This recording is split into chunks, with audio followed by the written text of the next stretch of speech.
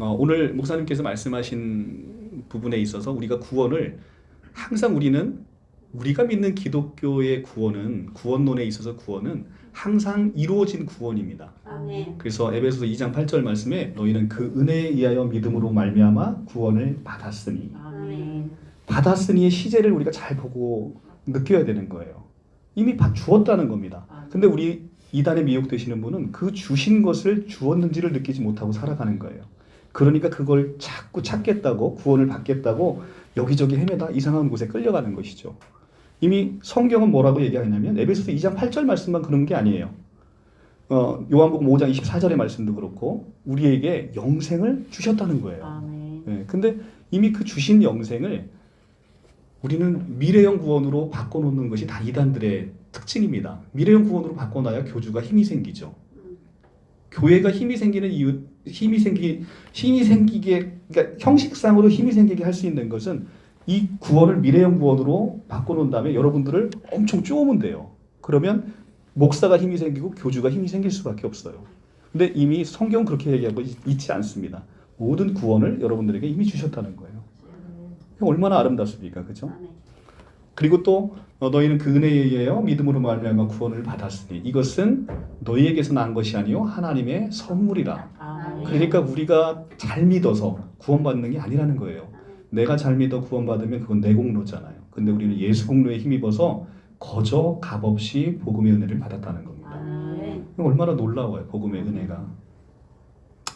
근데 오늘 말씀하신 이 과거형 구원으로 이미 우리에게 이루어진 구원을 제 목사님이 말씀하시면서 근데 또 목사님이 설교하시니까 또 제 방식하고 또 다른 방식으로 하니까 굉장히 저는 또 나름 은혜가 됐어요. 근데 그것이 그 유명한 한국뿐만 아니라 세계 기독교 역사상에 가장 존경받고 있는 아우구스티누스라고 하는 4세기에 나타났던 기독교 교회 교부가 있습니다. 우리는 이제 성 어거스틴이라고 많이 알고 있죠. 그 성 어거스틴에 의해서 나타났던 그 이론이 그게 바로 하나님의 영원한 현재에 관한 이론이에요. 하나님의 시간은 인간의 시간과 다르다라는 겁니다. 영원한 현재, 그러니까 시간과 공간을 만드신 분이기 때문에 시간과 공간을 벗어날 수도 있는 분이잖아요. 그죠? 시간과 공간을 벗어나서 보면 모든 것이 현재로 보이는 거예요. 그러면 우리는 우리의 지금 현실에 처한 어려움들을 놓고 기도를 합니다. 현실을 처한 어려움을 놓고 기도를 하는데 이것이 시간에 조금 더 미래로 가보면 그것이 이미 이루어져 있다는 거예요. 그러니까 하나님의 눈에는 이미 이루어져 있는 그 미래가 지금 현재로 보이고 있다. 이것이 아우구스티누스가 얘기하고 있는 영원한 현재에 관한 고백록 11장에 나오는 영원한 현재에 관한 거예요. 이게 너무나 놀라운 거지 않습니까? 그죠? 우리가 이제 어렸을 때 그런 장난 많이 해보시잖아요. 개미가 막 지나갈 때 막 무거운 짐을 개미가 이렇게 먹을 거를 주워서 너무 기쁜 나머지 개미들이 행렬을 하잖아요. 거기다 사람이 돌을 앞에다 이렇게 놓습니다. 돌을 놓으면 이 개미가 가다가 장벽에 부딪힌단 말이죠. 그런데 그 돌을 놓은 인간은 그것이 지금 위에서 내려다보면 그것이 현재로 보여요. 얘는 이제 장애를 만날 것이라는 것을. 그죠? 바로 하나님의 시각은 바로 그런 시각인 거예요. 시간 범위에 밖에 있으니까. 그래서 거기에 인간의 소망이 있다는 거예요. 지금 나는 늘 하나님을 배반하고 늘 패역하고 늘 죄인처럼 살고 있지만 언젠가는 반드시 하나님이 나를 고치셔서 내가 고칠 수 없는 거예요. 하나님이 반드시 나를 고치셔서 언젠가는 하나님을 찬양하고 하나님을 송축하는 그런 인간으로 하나님이 반드시 만드실 것이 약속되어 있고 하나님의 눈에는 그게 보이는 거예요. 그러니까 얼마나 여러분들이 지금의 여러분의 어떠함과 상관없이 하나님이 여러분을 보실 때 너무 아름답고 사랑스럽게 보이는 거예요. 네. 그것이 복음의 메시지인 거예요. 이 복음의 메시지를 미래형으로 설명하면 굉장히 저주받은 것이죠. 선착순입니다. 군대에서도 제일 힘든 게 선착순이에요. 너희들 이렇게 해야 내가 이 은혜 줄 거야 하는 식의 복음은 그 복음이 아닌 거예요. 그건 저주이죠. 그래서 사도 바울이 갈라디아서 1장에서 그런 식의 복음을 설명하는 사람에게 천사라도 저주를 받는다는 거죠. 은혜에서 떨어진 자라는 겁니다. 하나님의 복음을 헛되이 하는 것. 이미 예수께서 그 일을 위해서 이 땅에 오셔서 우리의 모든 죄를 사하시고 우리에게 영생을 주셨는데 내가 영생 얻을 거라고 그렇게 돌아다니는 것. 이것이 바로 하나님의 죽음을 헛되이 하는 것. 은혜를 값없이 여기는 것이 되는 거죠. 우리 생명학으로 교회 공동체 여러분들께서는 그 하나님의 시간을 누리시기 바랍니다. 그게 바로 카이로스의 시간이에요. 우리 인간은 크로노스의 시간을 갖고 있어요. 그러니까 헬라어의 크로노스의 시간은 우리가 살아가는 이 인생을 살아가는 거예요. 그런데 하나님의 시간은요, 카이로스예요. 그러니까 성경에서 영원하다라고 얘기하는 것은 우리 인간은 시간 밖에를 경험해 보지 못하기 때문에 시간의 끝을 영원하다고 생각해요. 그런데 성경은 그렇게 얘기하고 있지 않아요. 영원이라는 것은 시간 밖에 있는 것이 영원이에요. 하나님의 시간은 시간이 멈추지 않죠. 우리는 그것을 영원이라는 단어로 표현할 수밖에 없는 거예요. 끝이 없기 때문에. 근데 그거조차도 인간은 그걸 크로노스의 개념으로 이해할 수밖에 없는 거예요. 왜냐하면 시간 밖에를 생각해 본 적이 없어서. 근데 하나님의 시간은 시간 밖에 계시는 그 영원성을 갖고 계신. 그래서 영원이라는 단어는 인간에게 쓸 수 있는 단어가 아니에요. 영원한 것은 하나님 외에는 영원한 게 없어요. 그래서 예수께서 내가 길이요 진리요 생명이다라고 할 때 내가 진리라고 표현하는 것, 진리는 영원한 거잖아요. 진리는 변함은 진리가 아니에요. 진리는 영원한 거예요. 그래서 내가 길이요 진리요 생명이라고 하는 그 내가 진리라고 얘기하는 예수 그리스도, 그분이 누구라는 거예요. 영원한 것은 하나님밖에 안 계시니 예수 그 자체가 하나님이시고 창조주시고 여호와시라는 거예요. 이것이 이단에서 모르기 때문에 나타나는 교주를 만드는 이론으로 이것이 이제 잘못 이용이 되면, 이 고백을 하지 못하면 우리가 이단에 끌려간다라는 것을 다시 한번 명심하셨으면 좋겠어요. 오늘도 그런 차원에서 요한계시록이 설명을 하고 있습니다. 요한계시록 19장 나갈처럼인데요. 19장은 지난번에 우리가 어린 양의 혼인 잔치를 강해를 했습니다. 어린 양의 혼인 잔치에 지난 시간에 모두 다 초대되셨잖아요, 그죠? 우리 어린 양의 혼인 잔치에 신부가 누구예요? 교회 공동체예요, 그죠? 우리 자체가 예수의 어린 양의 신부입니다. 예수의 어린 양의 신부는 어떤 한 사람의 특정한 교주가 아니에요. 어린 양의 신부는 예수 믿는 사람 전체, 구약이든 신약이든 예수 믿는 사람 전체가 어린 양의 신부로 초대됐고 그 혼인잔치에 참여를 하는 것이에요. 그래서 하나님, 온 우주를 만드신 하나님의 혼인잔치예요. 얼마나 풍성하겠어요. 인간의 혼인잔치야 비할 바 있겠어요? 우리는 그 혼인잔치에 초대됐다는, 그것도 신부로서. 얼마나 은혜롭습니까? 우리 딸 잘 키워서 좋은 남자한테 시집 보내려고 하잖아요. 왜? 그 남자가 가진 것을 다 함께 누리게 하기 위해서. 근데 그 남자가 온 우주를 만드신 창조주래요. 온 우주를 다 가지시고 가장 부자래요. 땅 부자죠. 우리 하나님은 땅 부자시잖아요. 그 하나님에게 신부로 간다는 거예요. 얼마나 은혜롭습니까, 우리가. 그게 지금 성경이에요. 그 거룩한 초대에 여러분들이 초대되셔서 신부로 이미 입성하셨다는 겁니다. 지난 시간에 그걸 배웠어요. 그러면 오늘은 그렇게 초대받지 못한 사람의 최후가 어떤지가 나오는 거예요. 자, 성경을 한번 보겠습니다. 제가 목소리 크게 안 나오는데 들리기는 해요? 괜찮아요? 계시록 19장 11절. 또 내가 하늘이 열린 것을 보니 보라, 백마와 그것을 탄 자가 있으니 그 이름은 충신과 진실이라. 그가 공의로 심판하며 싸우더라. 그 눈은 불꽃 같고 그 머리에는 많은 관들이 있고 또 이름 쓴 것 하나가 있으니 자기밖에 아는 자가 없고 그 피가 뿌린 옷을 입었는데 그 이름은 하나님의 말씀이라 칭하더라. 하늘에 있는 군대들이 희고 깨끗한 세마포 옷을 입고 백마를 타고 그를 따르더라. 그의 입에서 예리한 검이 나오니 그것으로 만국을 치겠고 친히 그들을 철장으로 다스리며 또 친히 하나님 곧 전능하신 이의 맹렬한 진노의 포도주 틀을 밟겠고 그 옷과 그 다리에 이름을 쓴 것이 있으니 만왕의 왕이요 만주의 주라 하였더라. 아멘. 자, 오늘 이제 예수께서 마지막에 예수께서 초림 때 오신, 우리가 이제 이것을 놓치면 안 됩니다. 예수께서 이 땅에 초림에 오셨어요. 큰 몸으로 오셨습니다. 그죠? 그런데 유대인들은 어떻게 기대를 했어요? 정치적 메시아여서 백마 타고 와서 자기들을 억압하는 로마 군대를 다 물리치고 우리를 해방시켜주는 그 정치적 메시아를 원했습니다. 그죠? 그런데 우리 하나님의 스케일은 그 정도 스케일이 아닌 거죠. 우리 하나님의 스케일은 그냥 로마로부터 해방이 아니라 모든 너희들의 인간의 근본적인 문제로부터의 너희를 출애굽시키는 것이 하나님의 목적이었던 거죠. 그런데 그 목적은 인간의 눈으로는 도무지 이해할 수 없는 방식으로 이루어졌다는 거죠. 이 유대인들이 생각했던 그 백마 타고 나타나는 예수님은 어디 가고 웬걸 아주 그냥 나귀 새끼, 그 나귀도 조그만 아주 쥐꼬리만한 나귀 새끼를 타고 터덕터덕 오시더니 십자가에 턱 달리셔서 십자가에서 그렇게 조롱하는데도 내려오지 못하시는 거예요. 근데 성경은 그것을 이겼다라고 얘기한다. 성경은 그것을 승리했다라고 표현한다는 거죠. 그것이 하나님의 방식인 거예요.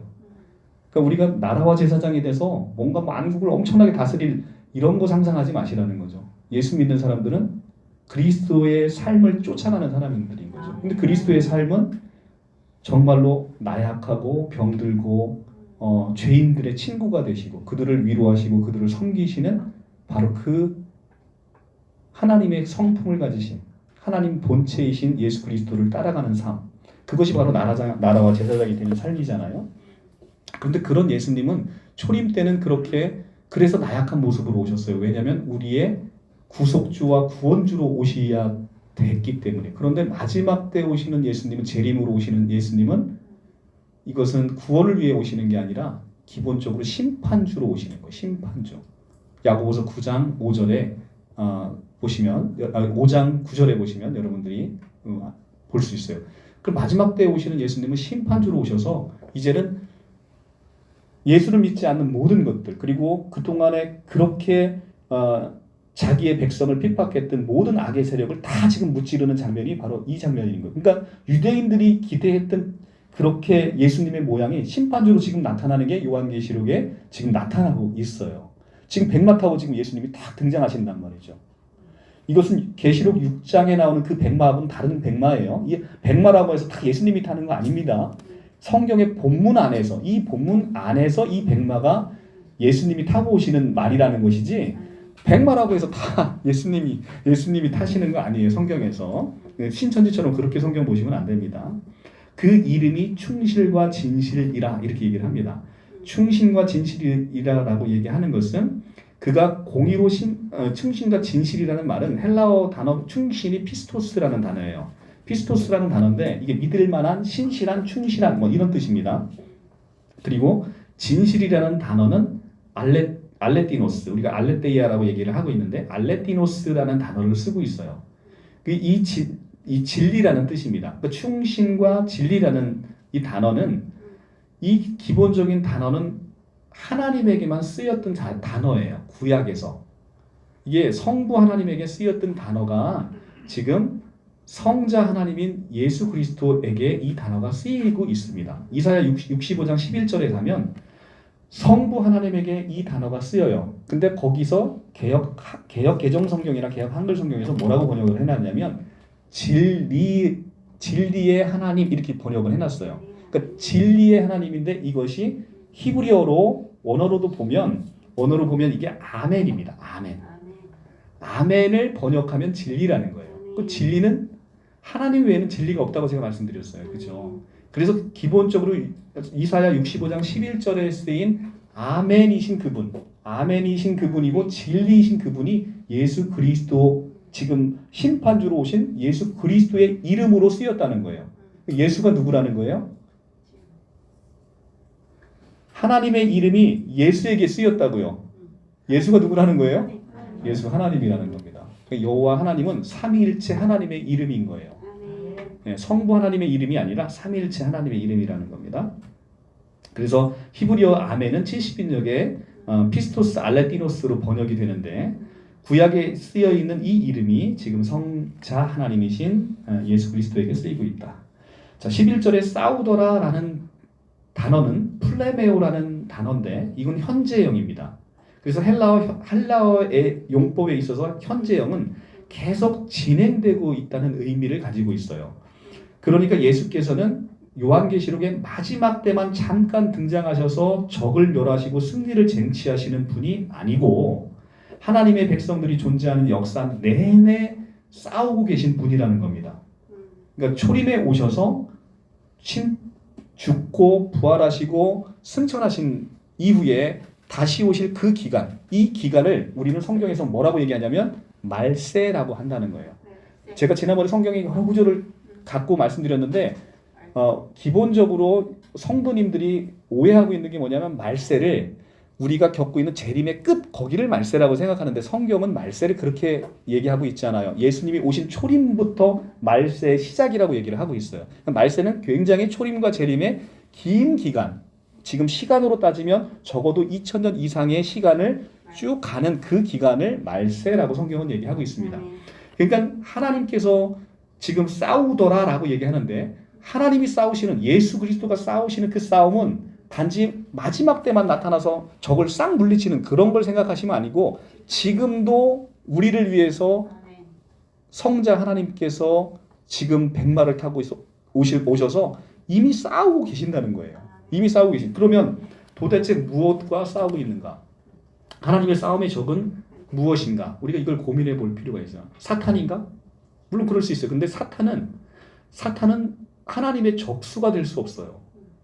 그러니까 기본적으로 이 싸움은 사탄과의 싸움이 아니라 사탄과 하나님의 싸움이 아니라 그리스도의 싸움은 오로지 택함 받은 자들이 하나님의 백성이 되는 하나님 백성 만들기 프로젝트의 싸움이다 라고 하는 겁니다. 요한계시록은 지금 그걸 얘기하고 있어요. 자, 우리가 고린도전서 15장 55절을 한번 가서 보겠습니다.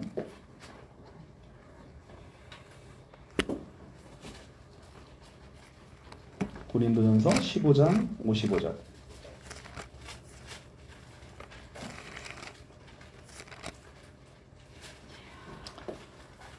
(284쪽) 사망아 너희 승리가 어디 있느냐? 사망아 내가 쏘는 것이 어디 있느냐? 사망이 쏘는 것은 죄요 죄의 권능은 율법이라. 우리 주 예수 그리스도로 말미암아 우리에게 승리를 주시는 하나님께 감사하노니 그러므로 내 사랑하는 형제들아 견실하며 흔들리지 말고 항상 주의 일에 더욱 힘쓰는 자들이 되라. 이는 너희 수고가 주 안에서 헛되지 않은 줄 알미라. 57절에 보면 우리 주 예수 그리스도로 말미암아 우리에게 승리를 주시는 하나님께 감사하노니 이미 우리는 승리가 주어져 있는 그런 싸움을 하고 있다는 거예요. 절대 하나님의 택한 백성은 패할 수 없어요. 이것은 창세기부터 시작돼서 나오는 겁니다. 자, 창세기로 한번 넘어가 볼게요. 창세기 3장 15절.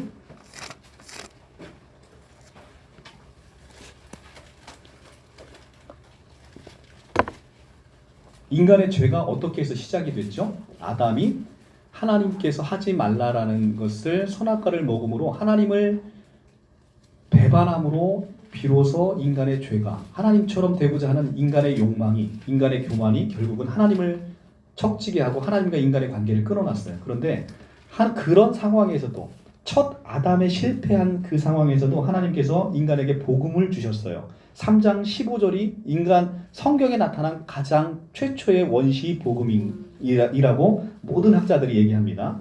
내가 너를 여자와 원수가 되게 하고 여기서 너는 아담 하와를 유혹했던 바로 그 뱀이에요. 뱀으로 상징되는 사탄.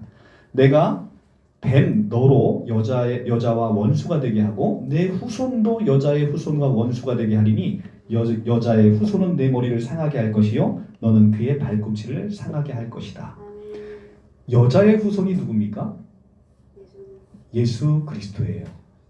성경에서 여자는 이스라엘을 얘기하는 거예요. 성경에서 여자는 이스라엘인데 이스라엘의 참 이스라엘은 신약에서 뭘로 바뀝니까? 교회 공동체로 바뀌죠. 로마서 9장에 보면 이스라엘은 우리가 이런 얘기 듣죠. 여러분 듣잖아요. 우리가 성경을 얘기할 때 야 너는 한국 역사도 잘 모르면서 왜 이스라엘 역사를 배우려고 그래? 이렇게 얘기를 하는 사람들 들어보셨을 거예요. 전도하려면. 그렇죠? 그런데 성경은 이스라엘이라는 한 백성을 택해서 온 세계 인류의 구원사를 써가고 있는 거예요. 그래서 이스라엘은 그냥 모형에 지나지 않는 겁니다. 로마서 9장에 의하면 참 이스라엘은 무엇이다? 바로 교회 공동체라는 거야. 하나님을 믿는 모든 백성이 바로 참 이스라엘이다 얘기를 하고 있어요. 근데 이 참 이스라엘이 성경에서 뭐로 표현된다고? 여자로 표현되는데 이 여자의 후손, 그러니까 예수님이 혈통적으로 누구의 후손으로 오셨어요? 여자의 후손으로 오셨잖아요. 여자의 후손으로 오신 이 여자의 후손이 이 뱀의 머리를 밟아버릴 거라는 거예요. 뱀의 머리를 밟아버리고 뱀은 예수님의 뒤꿈치를 상하게 하신다는 거예요. 그것이 2000년 전에 실제적인 사건으로 일어났다는 겁니다. 그것이 바로 십자가 사건인 거예요. 그래서 마귀가 사탄이 그토록 예수님이 십자가 지는 것을 그렇게 방해했던 거예요. 자기의 수제자인 베드로가 예수님이 이제는 나는 이제 죽으러 간다라고 하니까 베드로가 못 가십니다라고 해서 막 바지가랑이 붙잡고 있을 때 베드로에게 뭐라고 얘기를 합니까? 사탄아 물러가라 이렇게 얘기한 거예요. 사탄이 베드로, 그 수제자인 베드로를 통해서 예수께서 십자가 지는 것을 그렇게 방해하고자 했던 것이죠. 왜냐하면 그것이 인류 구원의 역사의 시작이니까. 그것이 첫 출발점이 이 창세기 3장 15절인 거예요. 그래서 이미 사탄은 머리가 밟혀버렸다는 겁니다. 머리가 밟혀버렸기 때문에 절대로 예수가 우리와 함께하는 한 절대 우리를 이길 수 없다. 지금 고린도전서 15장은 그 얘기를 하는 거예요. 승리가 이미 우리에게 주어진 싸움을 하고 있다는 겁니다. 결론을 정해놓고 하는 싸움이니까 얼마나 쉬워요. 우리는 그 결론을 정해놓고 하는 싸움을 싸우고 있다는 겁니다. 하나님이시고 창조주이신 예수께서 우리의 대장 돼서 싸우니까 우리가 반드시 승리한다는 것이 고린도전서 15장 55절에서 58절의 메시지인 거예요.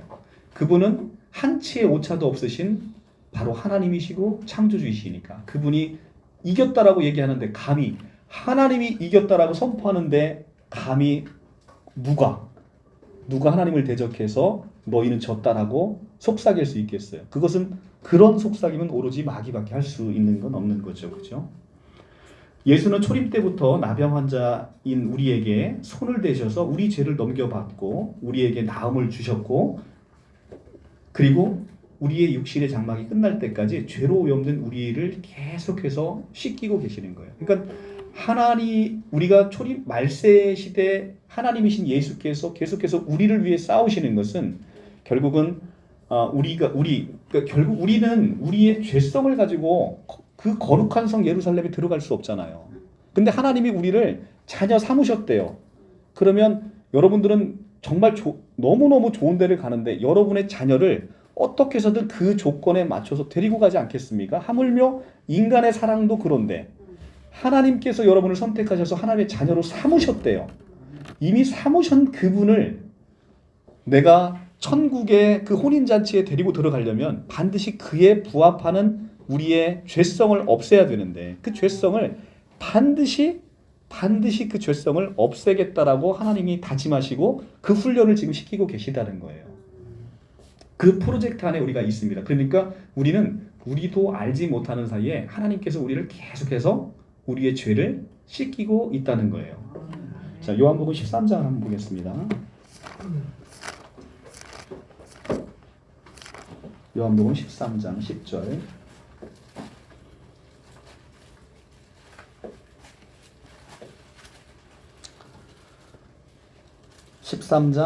예.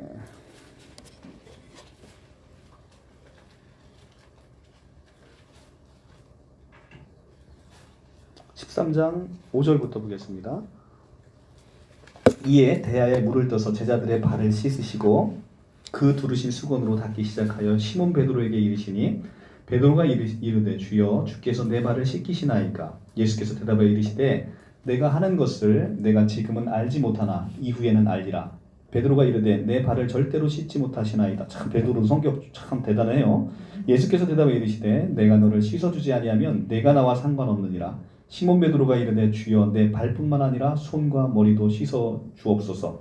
예수께서 이르시되 이미 목욕한 자는 발밖에 씻을 필요가 없느니라. 온몸이 깨끗하니라. 너희가 깨끗하나 다는 아니니라 하시니. 자, 이미 목욕한 자는 씻을 필요가 없답니다. 언제 베드로가 목욕을 했어요? 베드로도 모르는 사이에 이미 깨끗하게 씻겨져 있는 거예요. 그런데 우리가 인생길을 살아가면서 계속 우리는 발에는 계속 때가 묻는다는 거예요. 그러니까 발만 씻으면 되는 거예요. 우리는 이미 우리의 모든 원죄가 다 씻긴 거예요. 근데 그 발만 씻기는 것도 우리는 너무나 버거운 거예요. 우리 피조물인 우리는. 왜냐하면 늘 살아가면서 우리의 자범죄, 우리의 원죄는 이미 깨끗하게 씻겼단 말이에요. 근데 우리의 자범죄는 시간 안에서 보면 아직 남아있는 거예요. 그것을 우리가 마지막 때 하나님의 혼인잔치에 들어가기 위해서 계속해서 예수께서 계속 발을 씻기고 계시는 거예요. 그러니까 베드로는 지가 목욕을 했는지도 모르는 거예요. 목욕을 했는지도 모르는데 이미 그 일은 이미 이루어졌다는 겁니다. 아까 우리 오전 설교 시간에 목사님이 말씀하신 그 하나님의 시간 안에서의 보는 것, 그죠? 그래서 우리가 지금 많이 고난을 겪고 계실 때 지금의 현재를 보면 우리가 고난스러워서 살 수 없어요. 그런데 하나님의 시간에서는 우리가 그 소원하는 것들이 이미 이루어졌다. 그걸 보면 너무 행복하잖아요, 그죠? 그걸 이미 시간 안에서 미리 가지고 와서 이 시간에 그걸 즐길 수 있어야 되는 거죠. 그러면 이걸 조금 더 확장해 보면 우리 육신의 장막이 끝날 때를 보면, 그러니까 인간은요, 우리 육신의 장막이 어떤 사람에게는 끝나면 소망이 없으니까 사람들이 죽음이 두려운 거예요. 그런데 우리는 우리의 이 짧은 인생의 시작의 끝에 이제는 영원한 삶에 다시 제2막의 첫 출발이 되는 거죠. 그래서 믿음을 제대로 가지고 계시면요, 정말 죽음이 설레요. 정말 죽음이 너무너무 설레입니다. 그때 나타나는 인생은 지금 우리의 이 초라한 인생하고는 비할 바가 아니라는 거잖아. 로마서 8장 18절 말씀. 너희가 장차 너희에게 나타날 그 영광은 지금의 고난과 비교할 수 없도다. 우리에 나타날 그 영광은 비교할 수 없는 거예요. 그러니까 빨리 가고 싶죠, 그때. 그 길을 빨리 가고 싶은 거예요. 그런데 우리에게 주어진 지금 이 인생도 정말 하나님 안에서 정말 복되고 값지게 살아가야 되는 그런 인생인 것이죠. 그런데 이거 끝나고 나면 더 좋다는 겁니다. 얼마나 은혜로워요. 그래서 이미 목욕한 자는 발밖에 씻을 게 없는데 이 발조차도 매일매일 그리스도께서 깨끗하게 씻기신다는 거예요. 얼마나 은혜롭고 감사합니까? 우리가 이제 시간 안에서 본다는 게 이렇게 은혜로운 거예요. 그래서 아까 오전에 말씀하신 그 목사님 설교가 이제 그런 것에서 굉장히 저도 은혜 많이 받았는데, 시간 안에서 보는 그 아우구스티누스의 그 관념을 모든 성경에서 대입해서 보면요, 정말 은혜롭습니다. 제가 이제 우리 교수님께서 예화로 들었던 건데 거기에 제가 조금 더 살을 붙여서 보면 이제 우리 기존의 성도님들 많이 들으셨을 거예요. 한번 더 들어보세요. 지금 베드로가 지금 예수님이 베드로의 발을 씻기잖아요, 그죠? 베드로의 발을 씻기는데 베드로가 발을 못 씻게 하잖아요. 그랬더니 너 이거 안 씻으면 나랑 상관없다 그러니까 다 씻겨주세요. 그래서 다 씻겨주세요. 근데 이제 다 씻겨주는데 예수님이 이제 베드로의 발을 이렇게 씻으실 때 이 베드로는 조금 있으면 나를 3번 하고 예수를 3번 부인하고 도망갈 베드로잖아요. 그러면 그 베드로의 발이 하나님이신 예수가 하나님이잖아요. 하나님이신 그분이 그 도망갈 베드로의 발이 보일까요? 안 보일까요? 보일까요? 안 보일까요? 보이죠. 시간 밖에 계신 분이니까. 그러면 좀 이따 도망갈 그 베드로의 발을 씻기면서 그거만 생각하면 얼마나 괘씸해요. 요 새끼 좀 이따 도망갈 새끼인데 내가 발을 씻겨야 돼 말아야 돼. 이런 생각 들 거 아니에요. 그죠? 그런데 예수님에게 있어서는 그 발만 보이는 게 아니라 이 베드로의 발은 예수가 죽고 나서 예수님이 다니신 것보다 몇 수천 킬로를 더 다니면서 예수의 복음을 전하는 그 아름다운 발이란 말이죠. 그리고 나서 결국은 그렇게 엄청난 곳을 다니면서 발이 퉁퉁 부르트도록 복음을 전한 그 발일 뿐 아니라 십자가에 달려서 십자가에 거꾸로 달려 죽었잖아요. 베드로가 예수님하고 똑같이 죽을 수 없다고 해서 예수님과 반대로 십자가에 거꾸로 못이 박혀 죽었어요. 그러니까 얼마나 그 발에 피가 철철 나겠어요. 그죠? 피가 철철 나겠죠. 그 모습이 하나님이신 예수님의 눈에는 함께 보일까요? 안 보일까요? 그러니까 얼마나 그 베드로의 발을 씻기면서 얼마나 고맙고 얼마나 사랑스럽겠어요. 그 베드로의 발이. 그죠? 그러니까 예수님은 그 심정으로 베드로의 발을 씻기는 거고 그 심정으로 여러분의 발을 씻기는 거라는 거죠. 영원한 현재 안에서, 영원한 시간 안에서, 카이로스의 시간 안에서, 하나님의 시간 안에서 성경을 보면 그렇게 은혜로운 거예요. 베드로의 발을 그냥 씻기신 게 아니라고요. 그 베드로의 철철 나를 위해서 네가 흘린 그 피, 예수님의 보혈의 피도 엄청 감사한 거지만 하나님의 시간과 하나님의 심정에서는 그 베드로의 발은 나를 위해 네가 그렇게 다닌 그 퉁퉁 부른 발, 그리고 피가 철철 나는 그 발을 씻기면서 엄청 울으셨을 거예요. 그죠? 그게 하나님의 마음인 거죠. 자, 계시록 19장 13절을 한번 보도록 하겠습니다.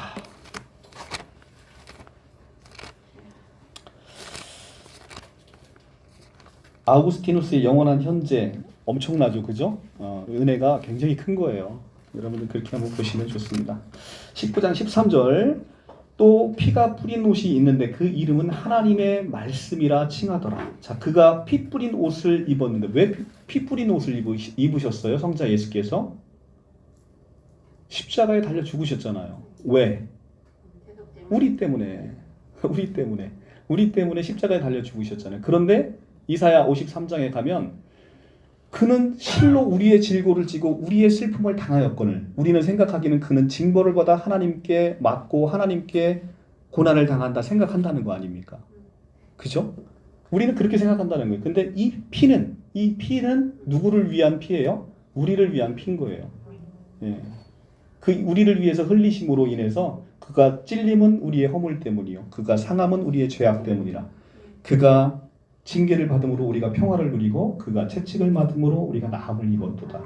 그 말씀이 십자가상에서 성취되는 거죠. 왜 예수님이 그냥 십자가에 달리면 돼요. 그런데 왜 고난을 받으시면서 채찍을 맞아야 될까요? 채찍을 맞음으로 우리가 나음을 입게 하기 위해서. 네.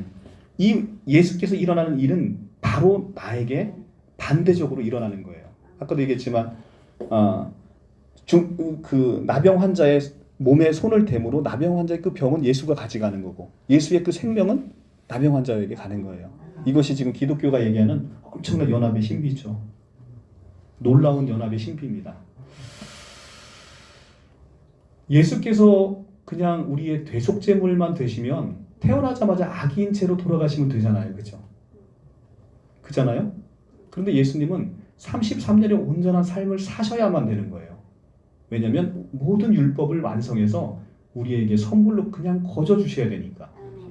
예, 거저 주셔야 되기 때문에. 그래서 33년의 그 고달픈 삶을 인간의 삶을 사실 수밖에 없었던 거죠. 그래야 그 연합으로 인해서 이분이 인간으로서 그걸 하셔야 하나님의 연합된 인간에게 그것을 선물로 그대로 줄 수 있기 때문에 그 삶을 사실 수밖에 없었던 거죠. 하나님의 말씀, 이것을 우리는 로고스라고 얘기하죠. 하나님의 말씀이라 칭하더라. 하나님의 말씀이 나오는 것은 이 요한계시록을 누가 썼죠? 사도 요한이 썼죠. 요한복음을 누가 썼죠? 사도 요한이 썼죠. 근데 요한복음의 말씀이 나오고 요한 1서의 말씀이 나오고 그 다음에 요한계시록의 말씀이 나옵니다. 요한복음의 말씀이 나오는 것은 이렇게 시작을 합니다. 태초에 말씀이 계시니라. 이 말씀이 하나님과 함께 계셨으니 이 말씀이 곧 하나님이라. 이렇게 얘기를 합니다. 그죠? 태초에 계신 말씀에 관해서 요한복음이 얘기를 하고 있어요. 그리고 요한 1서에는 태초에 계신 생명에 관해서 요한 1서에서 태초에 계신 예수 그리스도 안에 있는 그 생명을 엄청 찬양을 하고 있어요. 태초를 중심으로 요한복음과 요한 1서가 쓰여 있어요. 그런데 성경의 마지막인 요한계시록에도 또 말씀이 또 나와요. 이것은 그 말은 그 태초에 계셨던 말씀인 성자 예수님, 그 성자 예수님이 마지막까지 우리 세상 끝날까지 우리와 함께 계신다는 것을 이 말씀 요한계시록의 말씀을 통해서 다시 한번 우리에게 상기시켜 주는 거예요. 그러니까 우주의 시작과 끝이 말씀에 의해서 시작되고 말씀에 의해서 종결된다는 것이죠. 온 우주를 창세기 1장에 태초에 하나님이 천지를 창조하시니라 라는 것을 우리가 볼 때 대부분 사람들은 어떻게 보냐면 성부 하나님이 천지를 창조하셨구나 이렇게만 생각을 해요. 그렇게 생각하니까 특별히 신약에서는 요한복음 1장과 골로새서 1장과 히브리서 1장에서는 특별히 삼위일체 하나님이 천지를 창조하셨어요. 성부만 창조하신 게 아니라 성부와 성자와 성령이 함께 천지를 창조하셨는데 그 중에서도 사람들이 오해를 많이 하니까 신약 성경에서 특별히 예수 그리스도인 말씀이 천지를 창조했다라고 요한복음과 골로새서와 히브리서에서 얘기를 해주고 있는 거예요. 왜냐하면 이 성자는 육신의 몸을 입고 왔기 때문에 우리랑 똑같은 성정을 갖고 있으니까 이게 인간으로 보이는데 저 사람이 온 우주를 만들었대. 이게 안 믿겨지거든요. 안 믿겨지니까 요한복음에서 그렇게 특별히 성자가 온 우주의 만물을 창조했다라고 얘기를 하는 거예요. 태초에 말씀이 계시니라. 이 말씀이 하나님과 함께 계셨으니 이 말씀이 곧 하나님이라. 그가 하나님과 함께 계셨으니 만물이 그로 말미암아 지은 바 되었을 때 지은 것이 하나도 그가 없이는 된 것이 없느니라. 여기서 그가 누구예요? 말씀이신 성자 하나님이잖아요.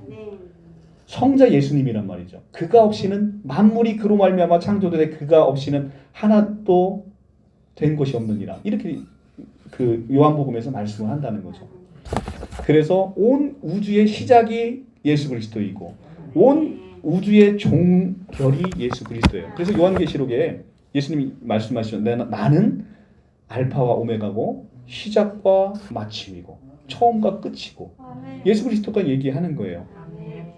그 처음과 마침, 시작과 끝인 바로 그 그리스도, 이분이 바로 성자 하나님이시고 창조주시고 여호와시라는 거예요. 요한은 이 로고스라는 이 말씀이라는 단어를 써서 창조주의 뜻과 능력이 예수 그리스도 안에서 모두 들어있다는 것을 그렇게 우리에게 알려주고 있는 겁니다. 골로새서 1장 19절에 하나님의 충만이신 예수 그리스도, 하나님의 충만이 바로 예수 그리스도인 거예요. 자, 인간의 방식으로 이해 안 되죠. 인간의 방식으로는 하나님의 존재 방식이 이해되지 않는 거예요. 그래서 삼위일체를 누군가가 완벽하게 설명한다라고 하면 그 자체가 사기꾼이에요. 인간이 어찌 피조물 나부랭이가 하나님의 존재 방식을, 개미가 어떻게 인간의 사유 방식을 이해할 수 있겠어요? 못하는 거예요. 우리는 하나님이 우리에게 주신 계시의 만큼만 우리가 하나님을 알 수 있는 거죠. 근데 성경에서 보니까 성부도 하나님이래고 성자도 하나님이래고 성령도 하나님이래. 근데 그 세 분이 하나래. 그럼 설명할 방법이 삼위일체 말고 설명할 방법이 없는 거예요. 그러니까 삼위일체는 너무 어렵습니다. 그래서 머릿속에 간단하게 이렇게 이해하시면 됩니다. 세 분 하나님의 하나 되심. 세 분 하나님의 하나 되심으로 이해하면 그 이상 더 이상 어떻게 이해할 수가 없어요. 아시겠죠?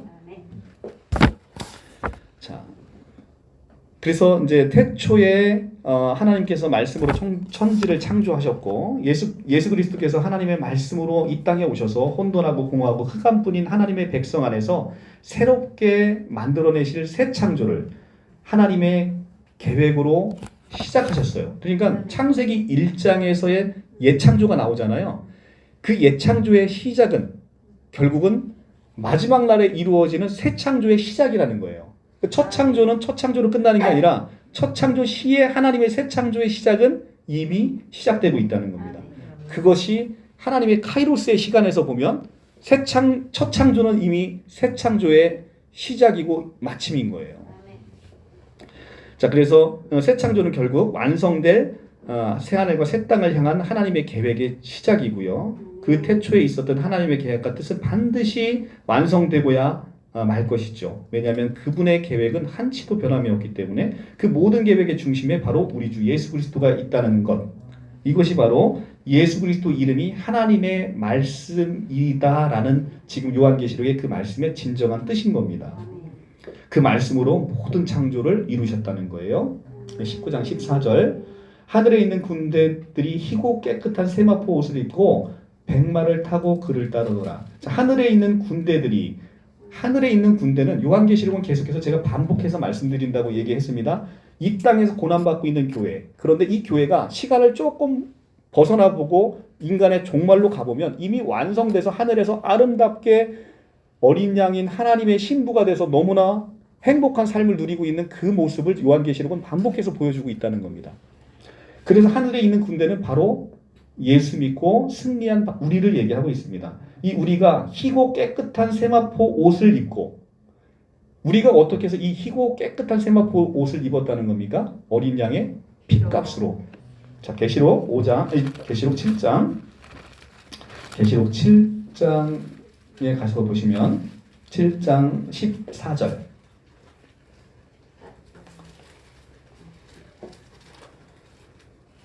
내가 말하기를 내 주여 당신이 아시나이다 하니 그가 나에게 이르되 이는 큰 환난에서 나오는 자들인데 어린 양의 피에 그 옷을 씻어 희게 하였느니라. 자, 어떻게 했대요? 어린 양의 피에 옷을 씻어 희게 되었다는 거예요.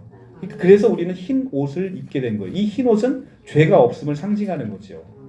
그래서 우리는 누구나 어린 양의 신부는 이 흰 옷을 입고 갈 수밖에 없는 거예요. 왜? 예수 그리스도가 우리의 죄를 다 씻어주셨기 때문에. 그래서 지금도 요한계시록에서 싸우러 가는 여러분들이 무슨 옷을 입었대요? 흰 옷을 입고 세마포 희고 깨끗한 세마포 옷을 입고 백마를 타고 그를 따르더라. 그러니까 우리가 이만희 총회장을 타고 따르는 거예요. 자, 백마 자기가 백마라니까. 자, 백마를 타고 우리가 타는 거예요. 우리가 타고 예수님을 따라가는 겁니다. 그 입에서 예리한 검이 나오니 그것으로 만국을 치겠고 친히 그들을 철장으로 다스리며 또 친히 하나님 곧 전능하신 이의 맹렬한 진노의 포도주 틀을 밟겠고 그 옷과 다리에 이름을 쓴 것이 있는데 만왕의 왕이요 만주의 주다 얘기를 합니다. 하늘에 있는 군대는 희고 깨끗한 세마포 옷을 입고 백마를 타고 그를 따르는데 이 성도 이들이 바로 우리 예수 믿는 바로 성도들을 얘기하고 있습니다. 자, 만왕의 왕 만주의 주라고 예수님의 그 옷과 다리를 표현을 하고 있습니다. 만왕의 왕 만주의 주, 이것은 여러분들 누누이 제가 말씀드렸지만 디모데전서 6장 15절에 가면 이것은 성부 하나님의 호칭인 거예요.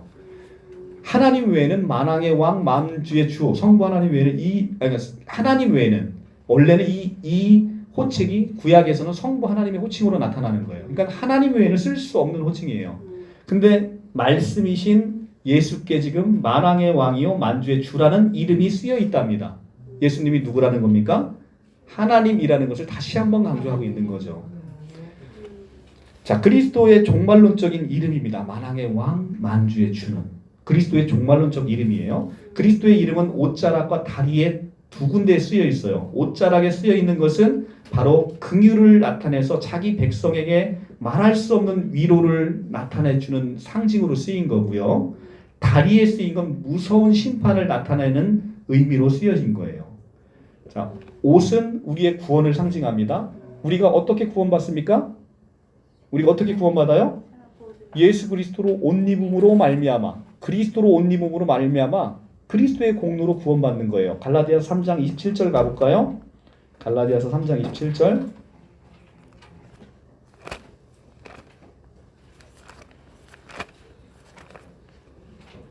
갈라디아서 3장 27절 306쪽. 누구든지 그리스도와 합하기 위하여 세례를 받은 자는 그리스도로 옷 입었느니라. 자, 어떻게 누구의 옷을 입었대요? 누구든지 그리스도와 합하기 위해서 세례받은 자는 그리스도로 옷 입었다는 거예요. 그리스도로 옷 입었기 때문에 우리는 하나님이 우리를 누구로 봐주시는 거예요? 그리스도로 봐주시는 거예요. 얼마나 감사합니까? 내가 나의 정체성이 내가 아닌 것처럼 감사한 게 없어요. 나는 너의 본질이 무엇이냐? 너의 본질이 너라고 얘기할 때, 나 스스로라고 얘기할 때 그거 같이 저주스러운 게 없어요. 여러분도 그렇지 않습니까? 자기 자신을 들어보면 늘 욕심 많고 죄악 많고 뭐 인간이 하는 거라는 건 죄 짓는 것밖에 하는 게 없잖아요. 그러니까 너의 본질이 너라고 얘기하는 것처럼 저주스러운 게 없는 거예요. 근데 성경은 뭐래요? 너의 정체성이 뭐래요? 예수 그리스도래요. 너의 정체성, 너의 본질이 예수 그리스도래요. 이게 얼마나 놀라운 겁니까? 우리의 정체성이 예수 그리스도라는 것은. 근데 그분은 온 우주를 창조한 창조주고 하나님이신 거예요. 그 하나님의 정체성이 바로 나의 정체성이래요. 그래서 성경에서 예수의 본질이 무엇이고 예수가 누군지를 알아가는 것은 그것은 예수만을 위해서 우리가 그 정체성을 아는 게 아니라 나 자신의 정체성을 찾아가는 거예요. 그러니까 이 성경은 결국은 예수에 대한 이야기인데 다른 한편으로는 나에 대한 이야기인 거예요. 나의 정체성에 대한 이야기인 거예요. 그 죄 많은 내가 흰옷 입고 깨끗한 세마포 옷으로 갈아입고 예수로 옷 입어서 구원받고 흠이 없고 티가 없는 그 모습으로 마지막 날 나타나는 나의 정체성을 찾아가는 책. 이것이 바로 성경이 가지고 있는 나에 대한 이야기라는 거예요. 그러니까 우리가 성경 자꾸 보고 싶지 않아요? 나의 정체성이 무엇인지를 자꾸 알아가고 싶지 않냐고요. 그냥 주일날 목사님이 읽어주는 본문 하나 딸랑 읽고서 나의 정체성이 찾아지겠어요? 그죠? 안 찾아지죠. 그래도 그것도 은혜라는 겁니다. 그것도. 그것조차도 어떤 이는 아기와 같이 작은 믿음으로 구원받는 거고 어떤 사람은 그리스도의 장성한 분량으로 커서 많은 사람들에게 유익을 끼치면서 아름답게 인생을 살아가는 것. 그것도 하나님이 주시는 은혜가 아닌가 생각이 듭니다. 네. 자, 그래서 우리는 하나님의 그 옷에 이름이 쓰여 있다는 건 하나님의 긍휼을 상징하는 거예요. 이 옷으로 이 그리스도로 옷 입은 우리를 보고 구원하시는 거니까. 다리에 이름이 쓰여 있다는 건 다리는 무서운 심판을 얘기하고 있어요. 그 무서운 심판이 지금 바로 이제 밑에 절에서 나오는 겁니다. 자, 보실까요? 그 무서운 다리에 쓰여 있는 그 이름, 예수 그리스도의 심판주의 이름으로 이제는 이제 심판이 벌어집니다. 자, 지난 시간에는 아름다운 혼인잔치에 초대돼서 너무나 아름다운 메시지가 있는데 지금부터는 무서운 얘기가 나와요. 봅시다. 17절.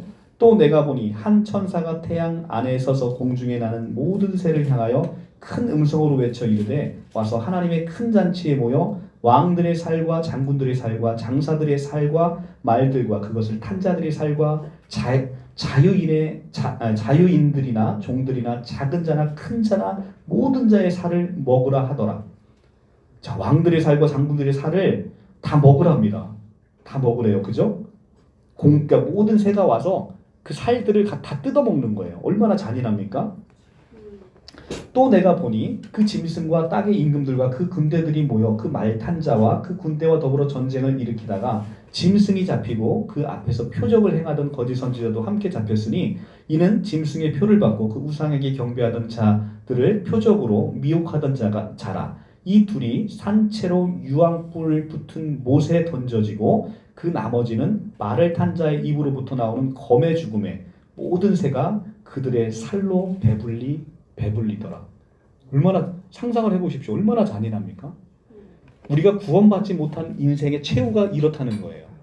한쪽은 하나님의 그 풍성하신 혼인잔치에 하나님의 신부가 돼서 하나님의 모든 가진 것을 함께 누리는 자들의 잔치가 열리고 다른 한쪽에서는 새 먹잇감이 돼서 새들로부터 다 뜯어먹히는 그리고 유황불에 떨어지는 그런 심판이 벌어지는 거예요. 양쪽에. 여러분들의 두 길은 이미 이쪽 길로 이루어졌다는 거예요. 근데 생각해 보세요. 여러분들이 뭘 잘해서 여러분들이 다른 사람하고 무슨 차이가 있어서 여러분들은 이 혼인잔치에 초대가 됐냐는 거예요.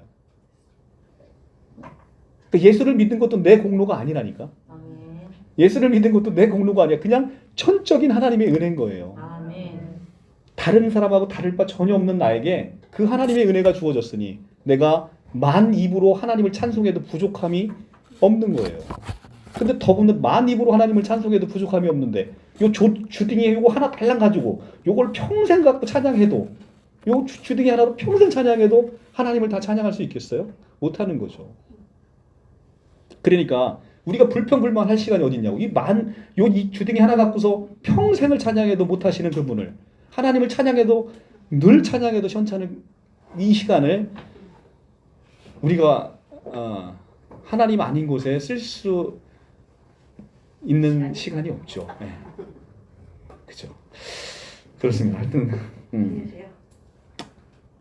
그래서 요한계시록 19장 후반부의 전쟁은 요한계시록 전반에 걸쳐 있는 그 전쟁들이 반복돼서 기술되고 있습니다. 요한계시록에서는 마지막 이제 바벨론 멸망과 아마게돈 전쟁과 곡과 마곡의 전쟁 이 전쟁이 여러 가지 전쟁이 나오는데 이것이 다른 전쟁이 아니고요. 그러니까 이단들은 어떻게 보냐면 지금은 무슨 전쟁이고 무슨 전쟁이 앞으로 남아있다 이런 식으로 설명하는데 요한계시록은 그런 책이 아닌 거예요. 모든 전쟁은 하나의 전쟁을 설명하는데 다른 각도에서 계속 보는 겁니다. 다른 각도에서 보고 있어요. 그래서 아마게돈 전쟁이나 곡과 마곡의 전쟁이나 다 모든 같은 전쟁을 다른 관점에서 지금 보고 있습니다. 마지막 때 전쟁은 마지막에 딱 한 번 일어나고 마는 게 아니라 하나님의 자녀가 존재하는 모든 역사의 모든 현장에 끊임없이 반복되고 있는 전쟁입니다. 이것은 영적 전쟁. 지금 여러분도 그 영적 전쟁을 하고 계시는 거예요. 왜냐하면 하나님의 자녀가 됐으니 하나님의 자녀가 될 만한 프로젝트를 하나님이 지금 가동하고 있거든요. 내 못된 습성, 내 못된 성질머리, 내 못된 죄악 이 모든 것들을 하나님 그분이 스스로 다 닦아내고 있는 그 전쟁을 지금 치러가고 있다는 거죠. 이것이 요한계시록이 얘기하고 있는 전쟁입니다. 우리는 지금도 그 전쟁을 주님의 은혜 가운데 치르며 살고 있다는 거예요. 자, 요한계시록 이렇게 보니까 얼마나 은혜로워요. 그죠? 요한계시록 무서워서 책도 못 피는 성도님들이 너무 많습니다. 얼마나 요한계시록이 은혜로운 책이에요. 요한계시록 너무너무 은혜로운 책입니다. 자, 또 이제 천년왕국 조금만 하고 마치겠습니다. 천년왕국은요, 여러분들 제가 오늘 이제 목이 아파서 오래 하고 싶어도 할 수 없는데, 짧은 설교를 원하시면 다음 주에 오시면 다음 주 설교는 짧습니다. 제가 한 달에 한 번 짧은 설교예요. 한 달에 한 번 짧은 설교하는 시간이 바로 다음 주예요. 매주 첫째 주, 첫 번째 주 주일날 그때 설교는 30분 이내로 합니다. 자, 요한계시록 20장에서 이제 천년왕국 나오는데, 이 천년왕국을 자세히 알고 싶은 분들은 제가 조직신학 파일을 네이버에 이미 올려놨어요. 네이버에 올려놨기 때문에 거기에 가시면 아주 자세하게 천년왕국을 바라보는 학설, 무천년설과 전천년설과 후천년설, 그리고 전천년설에는 역사적 전천년설과 세대주의 전천년설에 관해서 아주 자세하게 이 천년왕국에 대해서 제가 설명을 해놨습니다. 거기서 참고를 하시고 오늘은 간단하게만 보도록 할게요. 요한계시록에 나와 있는 모든 대부분의 숫자는요, 다 상징수예요. 다 상징수입니다. 자, 요한계시록에 있는 말 중에서 이단들이 가장 많이 써먹는 수가 요한계시록 7장에 나오는 14만 4천이에요. 그래서 14만 4천을 숫자적으로 실제수로 이해해서 빨리 와서 교회에 와서 입맞은 자 14만 4천 명만이 왕 같은 제사장이 된다라고 그렇게 미혹질을 하는 거예요. 그러니까 결국은 선착순이 돼버린 거예요. 이게 복음입니까? 여러분들 이게 기쁜 소식으로 들려요? 이건 저주의 소식인 거예요. 저주의 소식. 복음은 기쁜 소식입니다. 왜 기쁩니까? 너 아무것도 할 거 없다는 거예요. 내가 다 해줬다는 겁니다. 그리고 너한테 공짜로 줬다는 거예요. 얼마나 복음의 소식입니까? 나는 아무것도 한 것도 없는데 나에게 영생을 줬다고, 나는 이미 하나님의 신부가 됐다라고 선포해 주는데 얼마나 이게 복음이에요. 이게 복음이에요. 그런데 성경에 나오는 이 요한계시록에 나오는 것은 숫자는 다 그래서 상징인 거예요. 상징. 마찬가지로 천년 왕국에 있어서 이 천년이라는 것도 오늘 베드로 후서를 이제 목사님 말씀하시면서 천년, 하나님의 시간에서는 하루가 천년 같고 천년이 하루 같다라고 얘기하잖아요. 그 천년이 실제적인 천년을 얘기하는 게 아니라, 천이라는 것은 우주적 충만에 관한 숫자잖아요. 그죠? 그러니까 하나님의 수인 거예요. 천은. 이 천년이라는 것은 그래서 하나님의 시간을 얘기하는, 카이로스를 얘기하는 겁니다. 그리고 굳이 이것을 우리 시간 안에서 설명을 한다면 예수께서 초림에 오셔서 다시 오실 재림 때까지의 기간, 그 기간을 천년으로 보는 거예요. 그 천년을 우리가 시간 안에서 우리의 크로노스의 시간으로 천년이 아니라, 숫자적으로 카운트한 천년이 아니라, 이 천년이라는 것은 하나님의 시간, 초림부터 재림까지의 하나님의 시간인 거예요. 자, 계시록 20장부터 20장 1절부터 4절까지 하고 오늘 5절까지만 하고 마칠게요. 또 내가 보매 천사가 무저갱의 열쇠와 큰 쇠사슬을 그의 손에 가지고 하늘로부터 내려와서 용을 잡으니 곧 옅뱀이요 마귀요 사탄이라. 잡아서 1000년 동안 결박하여 무저갱에 던져 넣고 잠그고 그 위에 임봉하여 1000년이 차도록 다시는 만국을 미혹하지 못하게 하였는데 그 후에는 반드시 잠깐 노일이라. 또 내가 보좌들을 보니 거기에 앉은 자들이 있어 심판하는 권세를 받았더라. 또 내가 보니 예수를 증언함과 하나님의 말씀 때문에 목배임을 당한 자들의 영혼들과 또 짐승과 우상에게 경배하지 아니하고 그들의 이마와 손에 표받지 아니하는 자들이 살아서 그리스도와 더불어 왕노릇하니 그 나머지 죽은 자들은 1000년이 차기까지 살지 못하더라. 이는 첫째 부활이라.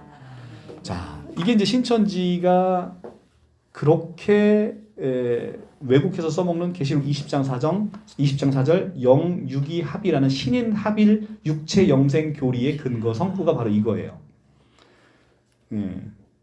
그런데 이건 뭐 제가 신천지 반증 시간은 아니어서 간단하기만 합니다만, 성경을 몰라도 너무너무 모르는 성경 해석이에요. 우리는 육체로 영생하는 그런 영생을 하나님은 우리에게 주신 바가 없어요. 자, 여러분들 지금 갖고 있는 이 목숨으로 영생하실 거예요? 우리 성경은 그런 영생을 얘기한 적이 없습니다. 우리 인생의 이 목숨은 이게 푸스케고 유한한 거예요. 자, 그래서 우리가 예수가 누군지 아는 건 너무 중요하다고 제가 말씀드렸죠. 왜냐하면 예수가 누군지 아는 건 누구의 정체성을 아는 거라고? 나의 정체성을 아는 거예요. 예수가 갖고 있는 건 다 내 거예요. 그러면 우리가 신랑 찾을 때 저 사람 돈 많은 거 알아. 근데 돈이 얼마나 많을까? 눈을 흘기면서 통장에는 얼마나 찍혀 있을까? 아주 샅샅이 보잖아요. 그죠? 왜냐하면 돈 많다고 하는데 실제 돈이 많은지를 확인하려면 저 사람의 구체적인 조사를 하잖아요. 근데 예수님이 가진 게 다 내 거라는데 그럼 내 게 얼마나 많은지가 궁금해요? 안 궁금해요? 궁금하잖아요. 그러니까 예수님이 뭘 갖고 있는지를 지금 보자는 거예요. 자, 그런데 예수님께서 우리한테 제일 준 것 중에서 가장 중요한 게 뭐냐면 생명이에요. 생명. 예수께서 우리에게 주신 것 중에 가장 중요한 건 생명인데, 그러면 이 생명은 인간이 갖고 있었다? 갖고 있지 않았었다? 갖고 있지 않았죠. 왜냐하면 그건 하나님만 갖고 있는 생명이니까. 하나님의 생명이니까 꺼져요? 안 꺼져요? 안 꺼지죠. 하나님의 생명이 꺼지면 하나님이 아니잖아요. 하나님이 죽는다는 얘기인데 하나님의 생명이 꺼질 수 있어요? 없어요? 없죠. 그러니까 하나님의 생명은 그 자체의 속성상 영원한 거예요. 그래서 하나님의 생명을 그래서 뭐라고 부르는 거예요? 영원한 생명이라고 부르는 거예요. 영생인 거예요. 그래서 그걸 줄여서 영생. 그러니까 하나님의 생명은 우리 생명과 본질적으로 차이가 엄청 크다. 개미와 나의 생명은 같아요? 달라요? 달라요. 개미 생명보다 내 생명이 훨씬 더 질적으로 크잖아요. 같은 피조물끼리 비교해도 생명의 가치 차이가 너무 크잖아요. 그런데 피조물과 창조주의 생명의 질적 차이는 얼마나 클까요? 네? 어마어마하게 크죠. 어마어마하게 크죠. 우리는 그 생명을, 이 생명 말고 그 생명을 받는다는 거예요. 이 생명. 자, 우리 로마서 한번 보고 갈게요.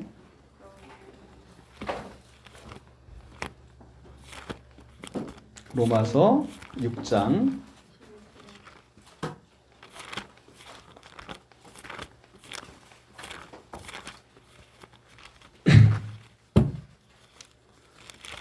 6장 4절. 그러므로 우리가 그의 죽으심과 합하여 세례를 받음으로 그와 함께 장사되었나니 이는 아버지의 영광으로 말미암아 그리스도를 죽은 자 가운데서 살리심과 같이 우리로 또한 새 생명 가운데 행하게 하려 함이라. 이 로마서 6장은 뭘 얘기하고 있냐면 예수께서 죽으실 때 혼자 죽지 않으셨대요. 여러분들을 다 담고 함께 죽었대요. 자, 밑에 보면 우리가 예수의 죽으심과 같은 모양으로 연합된 자가 됐으면 또한 그의 부활과 같은 모양으로 연합되었다 이렇게 얘기하죠. 이 연합으로 인한 놀라운 신비 때문에 바로 밑에 절 우리가 알거니와 우리의 옛사람이 예수와 함께 십자가에 못 박혔다라고 얘기를 합니다. 자, 여러분은 이렇게 생각되죠. 이거 잘 집중해서 보세요. 집중해서 보세요. 여러분들은요, 시간 안에 있으니까 이때 예수님이 돌아가실 때 태어나지도 않았죠. 태어나지도 않은 여러분들을 자기 몸에 다 담고 함께 죽을 수 있으려면 시공간을 초월하는 분이 필요해요. 맞죠? 그래서 예수는 하나님이셔야 되는 거예요. 이 시대의 구원자는 하나님 외에는 할 수 없어요. 왜냐하면 시공간을 초월해서 자기가 죽을 때 함께 죽게 만드는 분은 시공간을 초월할 수 있는 분이어야 되는 거예요. 그래서 예수는 하나님이어야 되는 거예요. 근데 그 예수가 하나님이기만 되면 재물적격이 없잖아요. 재물적격이라는 건 뭐냐면 구약 시대는 어린 양을 잡아서 손을 얹어서 죄를 사했잖아요. 근데 창세기 2장 17절에 너희가 선악과를 먹으면 정령 죽으리라 했는데 죽지 않고 사함은 없어요. 그러니까 반드시 사람이 죽어야 되는 거예요. 사람이 죽어야 된다고요. 그래야 창세기 2장 17절에 하나님의 언약이 성취되는 거예요. 그래서 반드시 죽는 그 제물은 사람이어야 되는 거예요. 그래서 예수는 하나님이기도 하고 사람이어야 되는 이유가 바로 그래서 그린 거예요. 하나님이 아니면 구원자가 될 수 없고 사람이 아니면 제물이 될 수 없기 때문에 예수는 하나님이자 참 사람인 거예요. 참 하나님이자 참 사람이신 바로 예수 그리스도. 근데 그분이 죽을 때 그러면 태어나지도 않은 여러분을 담고 죽었다는 거예요. 왜냐하면 태어나지도 않은 나를 담고 죽을 수 있는 능력 있는 분이 바로 하나님이기 때문에 하나님이신 그 예수가 여러분을 담고 죽었다는 거예요. 그런데 살아날 때는 어떻게 살아났대요? 6장 4절 살리심과 같이 우리로 또한 새 생명 가운데 살아나게 하려 하심이라. 무슨 생명으로요? 새 생명. 새 생명. 여러분의 기존에 갖고 있던 생명 아니면 다른 생명? 다른 생명. 그게 그 생명이 누구 생명이에요? 예수의 생명. 예수 생명. 근데 예수 생명인데 예수 생명이 우리 생명하고 같은 생명이다 다른 생명이다? 다른 생명이죠. 예수는 하나님이시니까 하나님의 생명인 거죠. 그 예수 생명, 새 생명, 예수 생명, 영원한 생명은 다 같은 생명이에요. 근데 그것은 인간의 생명하고는 비교도 될 수 없는 엄청난 생명인 거예요. 엄청난 생명. 이해 가세요? 자, 여러분들의 생명도 여기서 아무리 오래 살아도 70년 이상 살 분 없어요. 그죠? 70년 남은 생명의 가치가 얼마나 될 것 같아요? 엄청나죠. 이거는 이제 회장 전 재산 다 준다고 해도 여러분 남은 생명과 바꾸겠어요? 안 바꿔요. 근데 그 유한한 아무리 오래 살아도 70년 이상 살지 못하는 그 생명도 우리가 엄청난 가치가 있는데 영원히 꺼지지 않는 그 생명을 나에게 선물로 주셨다고 지금 얘기하는 거예요. 이거 얼마나 놀라운 우리가 선물을 받은 겁니까? 다음 시간에 예수님의 재산을 한번 조사해 보자고요. 자, 지금 이렇게 우리는 이 생명, 예수만 하나님만 갖고 있었던 삼위일체 하나님만 갖고 있는 그 생명을 피조물 나부랭이인 나한테 주셔서 나를 하나님의 자녀로 삼으셨다는 거예요. 하나님의 자녀로 삼으시려면 이 생명을 주지 않으면 자녀가 될 수 없는 거예요. 우리가 개미한테 너는 내 자녀야 이렇게 할 수 없다는 거예요. 생명이 다르니까. 생명이 같은 자가 그 생명을 부를 때 부르는 이름이 바로 아버지라는 거예요. 아멘. 여러분들은 하나님의 생명이 주어졌기 때문에 비로소 하나님을 아버지라 부를 수 있는 특권이 주어진 거예요. 아시겠죠? 네, 그 생명으로 말미암아 우리가 하나님을 아버지라 부른다. 그런데 그 뒷장 로마서 8장으로 쭉 넘어가 보니까 너무나 영광스러운 얘기가 쓰여 있다는 거죠. 8장 14절에 무릇 하나님의 영으로 인도함을 받는 사람은 곧 하나님의 아들이라. 너희는 다시는 무서워하는 종의 영을 받지 아니하고 양자의 영을 받았으므로 우리가 아빠 아버지라 부르니라. 자, 양자로 입양이 됐고 하나님의 생명을 받아서 우리는 하나님을 아버지라 부르는데 성령이 친히 우리 영과 더불어 우리가 하나님의 자녀인 것을 증언하고 인치셨대요. 내가 하나님의 자녀 맞나? 이렇게 의심할 수 있을 것 같은데 그렇게 의심도 못하게 성령께서 이미 우리에게 증언하셨다는 겁니다. 그런데 하나님의 자녀가 되면 17절에 자녀가 되면 또한 상속자가 된대요. 그러니까 자식들이 부모님 재산이 얼마 있는지 관심이 있잖아요. 그죠? 돌아가시면 내가 다 받아야 되니까. 근데 우리가 하나님의 상속자가 되니까 하나님 재산을 우리가 조사해야 되잖아요. 그죠? 우리가 하나님의 그 엄청난 것을 근데 하나님의 그 재산이 뭐래요? 모든 위엄과 존귀와 영광과 머리 되심이라는 거예요. 그걸 다 여러분들에게 다 주셨다는 거죠. 얼마나 은혜롭습니까? 그래서 18절에 생각하건대 현재 고난은 장차 우리에게 나타날 영광과 비교할 수 없다. 얼마나 하나님이 재산이 많으면 얼마나 위엄과 영광과 존귀가 많으면 우리의 현재 고난은 장차 나타날 영광과 비교할 수 없다고 얘기를 합니다. 자, 계시록 하다가 왜 그 얘기가 나왔는지 모르겠는데, 자, 계시록 20장은 일단은 천년왕국 그냥 들어가지 말고요. 이제 여기서 마치고,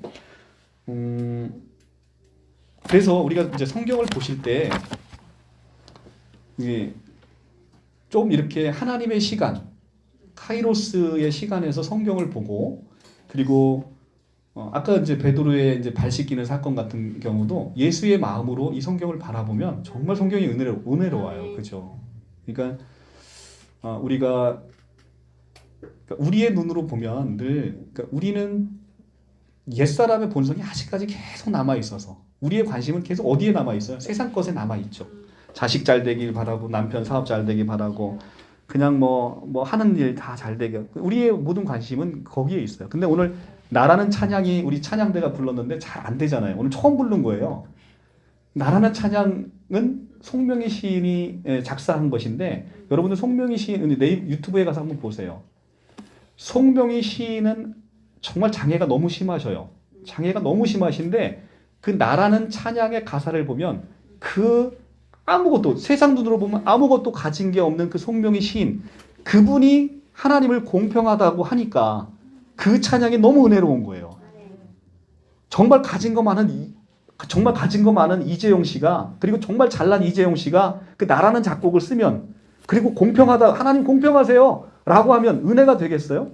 근데 송명희 그 시인께서 정말 가슴 깊이 나오는 그 고백, 신앙 고백, 공평하신 하나님이라는 거예요. 왜냐하면 남들은 자기가 그 누리는 은혜를 누리지 못한다는 거예요. 남들은 자기가 그 보는 하늘의 그 신령한 것들을 남들 보지 못하는 그거를 하나님께서 선물로 주어서 본다는 거예요. 얼마나 은혜롭습니까? 그분이 공평하다라고 하는 그 하나님을 여러분들도 같이 정말 이렇게 성경을 통해서 충만히 누렸으면 좋겠어요. 우리가 계속 세상 것을 보고 살고 지금 우리의 현실을 보고 살면 고통스러워요. 누구나 고통스럽습니다.